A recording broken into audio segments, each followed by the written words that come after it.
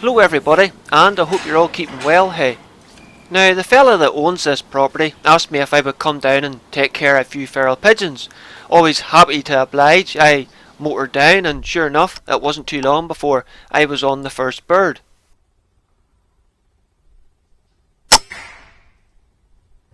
Now, I've shot here a good few times before in the past, and there always has been a good number of feral pigeons floating about. So, once I found myself a nice quiet place to shoot from, I settled back to wait for the rest of the birds to come into the shed.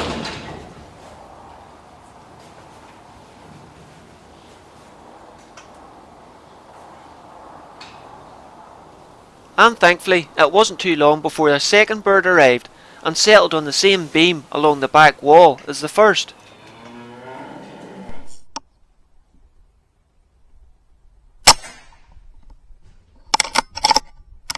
That's two in the bag.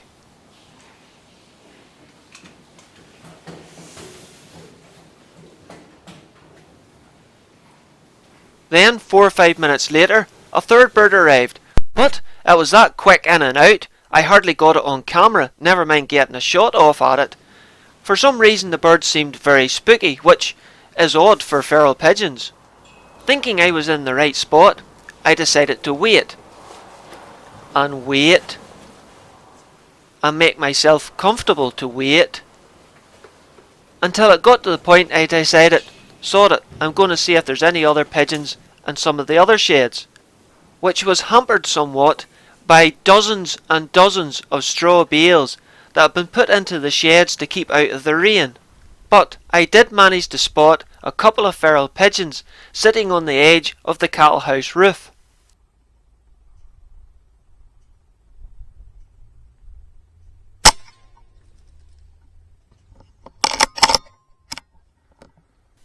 And then another one on the edge of the same roof.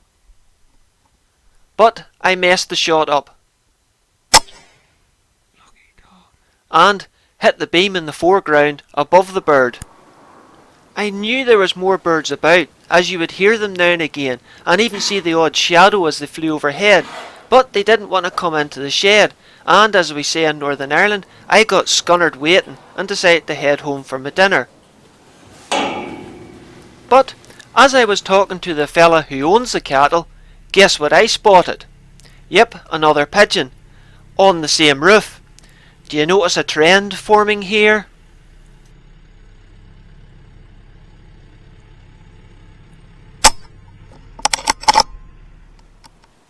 Now, I know I said I was scunnered by this point, and it was long past dinner time, and I was starting to get hungry too. Since the cattle had just been fed, and the birds looked as if they were showing an interest again, I decided to find a nice comfy spot in the neighbouring shed where I could lean over one of the straw bales and get a nice vantage point of the cattle shed's roof in front of me, and give it a few more minutes to see what would happen. The left hand side of the ridgeline that the birds seemed to like landing on was about 33 yards, the centre ridge was about 35, and the far right was about 40 yards.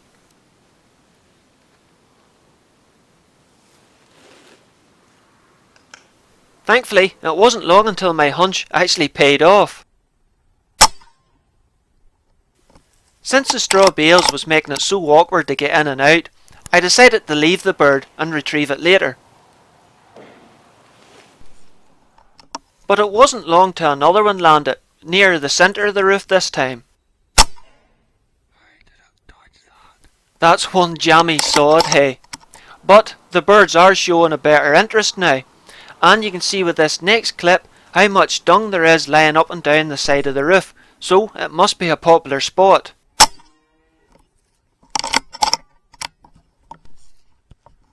This one seemed very interested in something on the ground.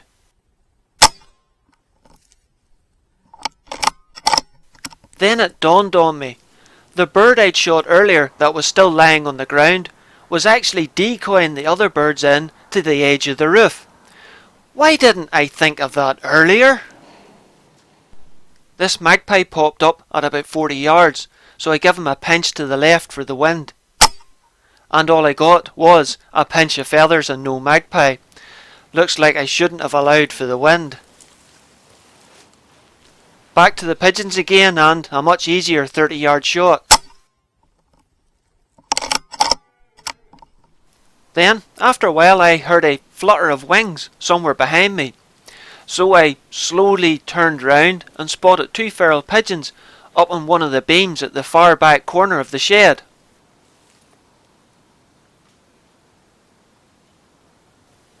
The rangefinder said they were about 35 yards away.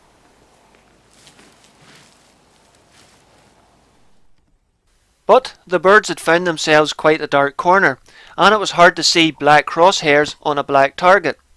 So I switched the illumination on, then put the second hash mark down for 35 yards onto the bird's head, down the neck to where I thought the shoulders was, and squeezed the shot off. The other bird though had decided not to hang around. It wasn't long after that the same thing happened again, but this time the bird landed up on a beam on the wall hardly 10 yards away from me. I eased myself round to the other side of the bale, half expecting the bird to fly off anyway, while switching the illuminated radical on and dialing the parallax right down as far as it would go. Even on 6 power, the bird was that close it absolutely filled the radical, once I found it, that is.